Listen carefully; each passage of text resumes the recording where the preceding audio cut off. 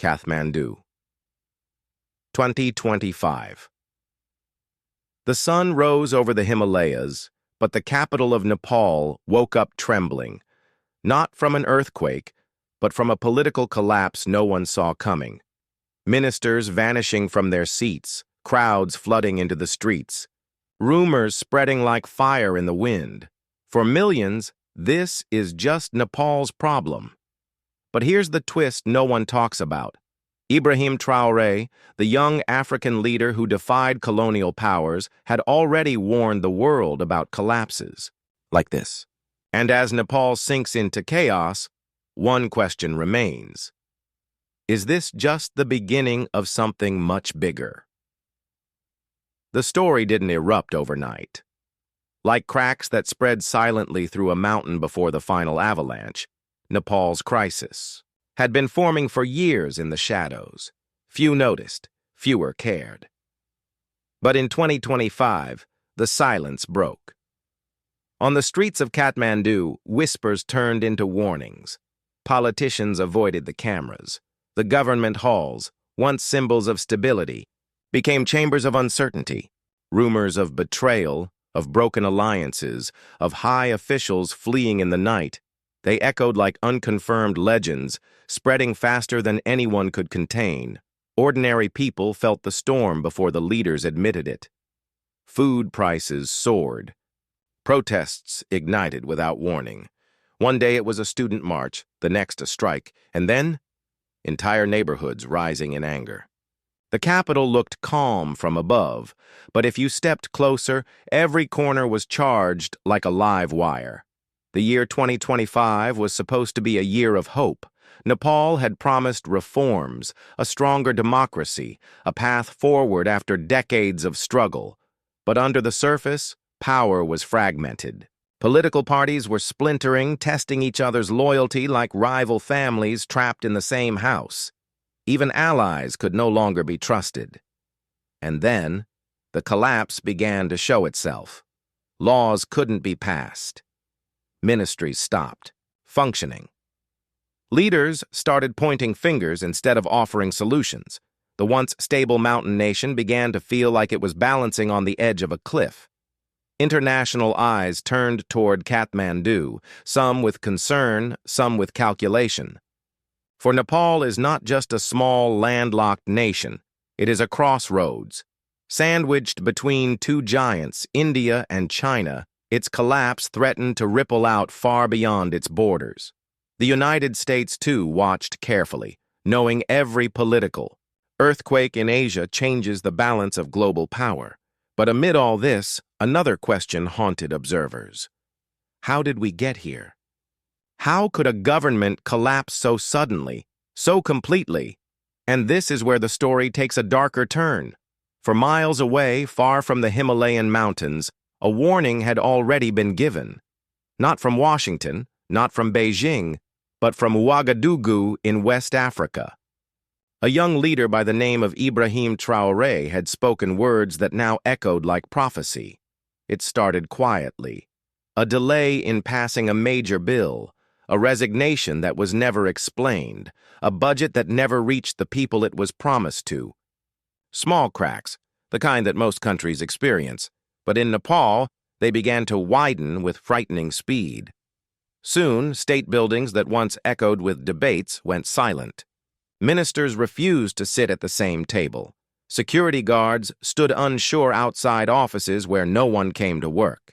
And outside those walls, the people grew louder.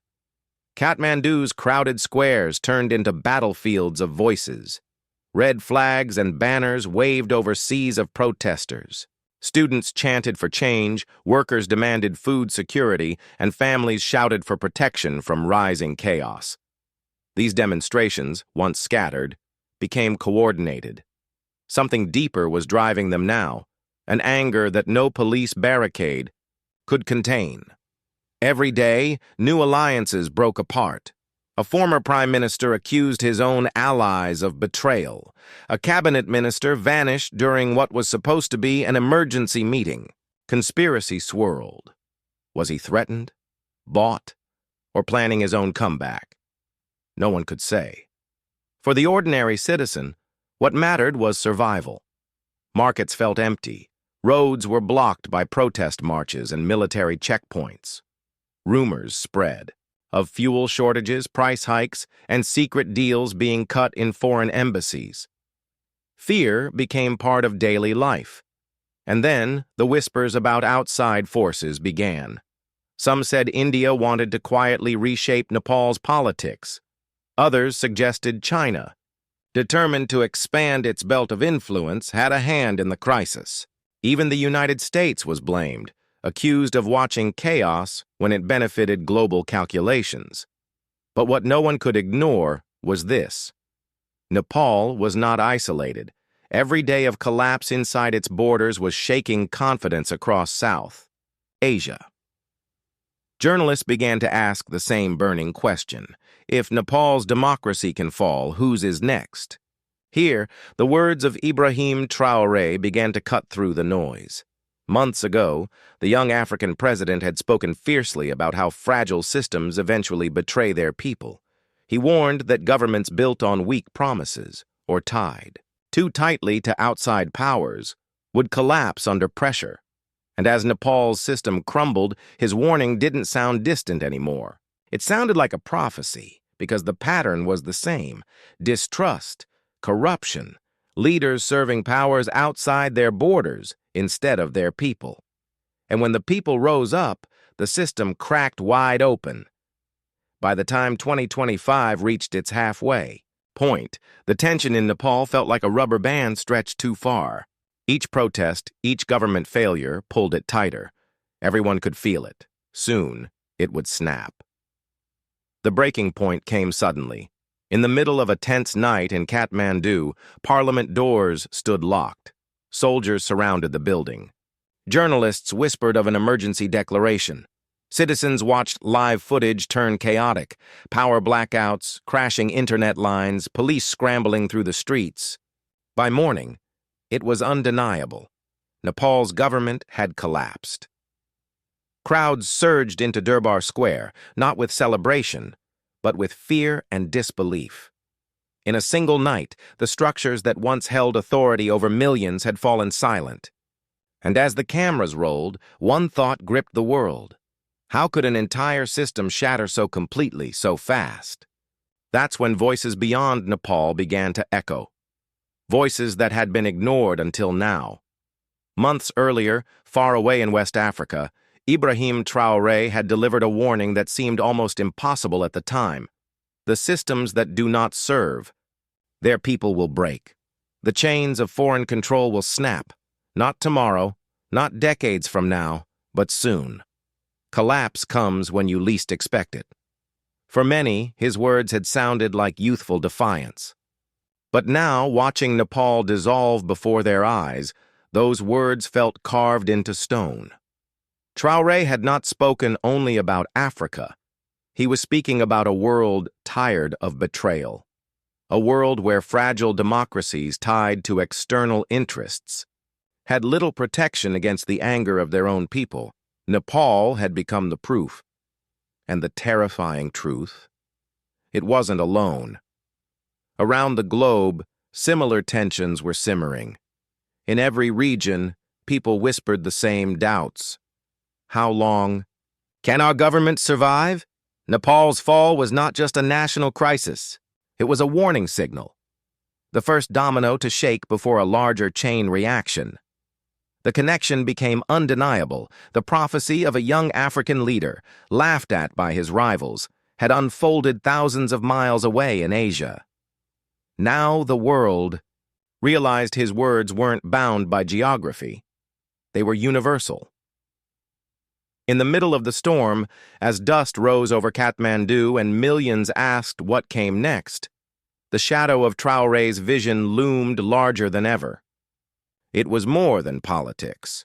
It was an omen that the age of weak, dependent governments was ending, and something far greater, far more unpredictable, was beginning. As the dust settled over Nepal, the images remained burned into the minds of millions. The locked parliament, the soldiers at every corner, the chants of desperate voices rising through the cold air of Kathmandu. For some, it was only another headline flashing across their phones, but for those who looked deeper, it felt like a turning point, because collapses like these are not just about politics. They are about the fragile thread that holds entire nations together. And when that thread snaps, the echoes travel far beyond a single country's borders. Ibrahim Traoré's words, first dismissed as youthful rebellion, suddenly carried a weight far heavier than anyone had expected. He had not been speaking about a single land in Africa. He had been warning the entire world that when leaders serve outside masters instead of their people, collapse is not just possible, it is inevitable. Nepal, in 2025, was proof. And this proof cannot be ignored. Other governments watched silently, some in denial, others in fear. But within every palace, every parliament, every office draped in false security, the same question began to haunt their nights. What if we are next? That is the power of this moment. Nepal became more than a story for South Asia. It became a symbol of what may unfold anywhere. The young African soldier-turned-leader had already drawn the map. Now the map is alive and the journey is just beginning. So remember this: the fall of one government is never the end. It is the opening chapter of something larger, something no nation, no system, no leader can escape forever. And if you want to uncover what comes after Nepal, if you want to see where this domino line will fall next, you already know where the story continues. Because this was only the beginning.